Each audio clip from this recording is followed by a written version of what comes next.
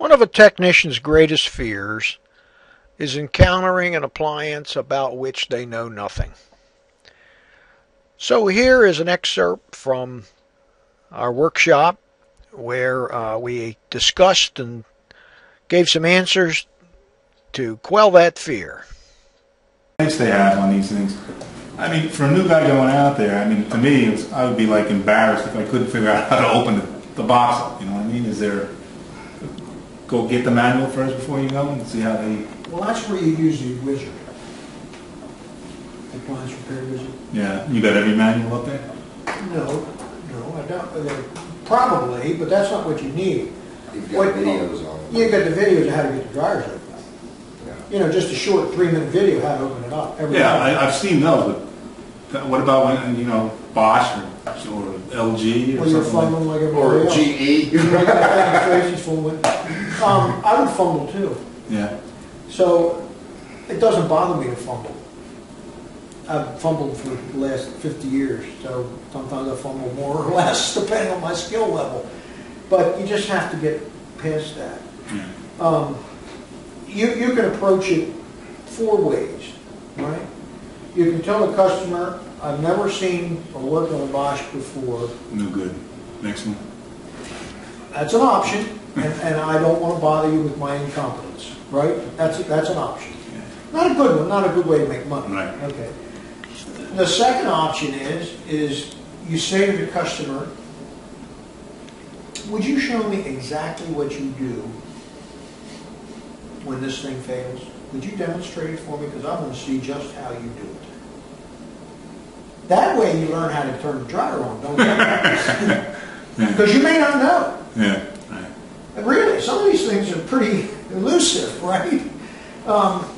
And I've done that, particularly in some worlds that I've been, like in the commercial world, where you really have complicated machines. You don't have the faintest idea how to turn them on. Ask them, okay? They don't know that that's a ruse, right? Okay, then the next method is once you customer says, here's my dryer, it won't dry, you just start taking screws out. It will eventually fall apart. It will, right? And that's, you might take a lot of unnecessary screws out, but you look busy, you're breaking a sweat, the customer will leave you alone for a little while. Right? That's the third option. And then the fourth option is if this customer is an intellectual person, you say to them, I have looked over your Harmony, like that thing, and I need to get the PDF online to get the diagnostic codes, because this is a fairly new model and I don't have it memorized. Most customers today are completely understanding of that answer, because that's a good answer, right? If they don't like it and they expect you to be the expert and they're irritated, and you say, I'm sorry I wasted your time, and you don't charge them anything, go home. That's a 1 in 50 or 1 in 1,000. Okay? On that particular dryer, I took my little laptop out there, which was web-enabled, and I went to the GE Harmony manual, and I put the thing in the diagnostic mode, and I went through step by step and figured out it had 1 of 2 issues, and they were both $200. So there it is. Got him, we'll fix it. So you take your pick. Now in your case, if you have a Bosch and you go online to the wizard and put in your abbreviated model number that shows you how to do that, you can find that Bosch manual and familiarize yourself with how it comes apart and the theory of operation. Right. It won't tell you which parts go bad like we're showing you here, because nobody knows. Right? Jury's out on that. They don't know. I mean, they know heating elements are going to go bad, they know rollers are going to go bad, they know motors are going to go bad, but there's no pattern yet. So, now, we, within our club of guys, have certain guys that are more expert on some things than others. Like Channing has done a lot of LG out in Vail. Nick has been seeing a fair amount of Bosch. And, here comes my son there. I guess he smelled lunch, I think. Probably. So, but the truth is it's silly to call up one of these guys and bother them before you go. Because you don't know that it's not unplugged. You don't know that the customer did something stupid. Which is half the time, it's silly stuff. So you got to go eliminate that, eliminate the broken belts, eliminate the broken door switches, all that dumb stuff. And then if it turns out that it's something quite unusual, then you bring in the experts. How do they feel about getting phone calls? I mean, are they kind of happy to help other guys out? Yeah. They're happy to, because they've been in the same boat. They're just returning the favor. And besides, you're learning more. Right. And every time you help, you memorize more. You're learning, you share something, right? And a lot of cases, it's something you don't know, and you're learning. It's a good experience. Now, you guys, a lot of you haven't run that, you've run 30 service calls, but most of you haven't run very many. And you don't really have a good feel for just how ridiculous a lot of these calls are.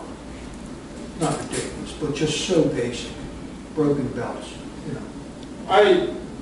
Just how ridiculous some of these can be is, we sold Whirlpool appliances out of our store for a while. And I went to one house to deliver a brand new, $1,000 fridge. Pulled out the old one, plugged in the new one didn't work either. What was wrong? Plugged it into the bottom outlet, worked just fine. Took the old one back and we hauled them away for him. She said, you know what, I don't even want to know. I took it back to the store just out of curiosity, plugged it in and it worked. Yep.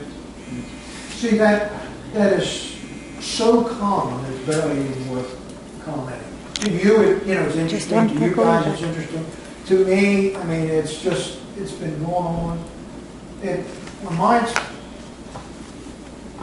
I asked my boy just a few weeks ago, he figures on 40% of the service calls he runs, he doesn't need to get tools out of his toolkit. That's hard to believe, isn't it? It's really You don't hard. need to, but you do because you want to do something because you're going to take their money. See, that's where you get into the customer service. I'm going to take their money, so I go in there and take a few Right. screws out and look like I'm... It's very hard to educate a customer on how to use their own appliance and take their money and walk away with them liking you. Well, I actually have to check it out myself, so... Yeah. Right. The hardest call that I've had, is, believe it or not, is dishwashers. Well, you said that. We'll get you past that. Well- Well, Well, but they call it it's not cleaning right, and That's you go out the there problem. and you check it all out, everything's looking good, and you start having to try to tell them, well, now how are you loading your dish, and you just get into all of that, and you tell them, I haven't found anything wrong with it. that could be an answer, but let's not get on dishwashers Yeah. yet. We'll cover that. But my dishes are not getting clean is exactly the same as my dryer takes too long to dry. If you understand the basics, and if you go over the entire airflow system and check the temperatures and check everything, and you can't find anything wrong, then it's either a clogged vent or there's nothing wrong. I have turned their hot water up, their hot water tank. Have you ever gone to a site where a customer site, and a guy just says, you really didn't do nothing, I'm not going to pay you? Rarely. Yeah. That's what I said to Harry when he came to fix my appliances, because it took him exactly 5 minutes. I said, But you see, I wasn't trying to... he said, I'm going to send you a bill $80. I said, excuse 5 minutes? But you see, that's when you chit-chat with the customer for a while. Yeah. Or you spend some time in the laundry room unnecessarily. So is this before she went to work for you? So she said, well, hey, I want in on this business.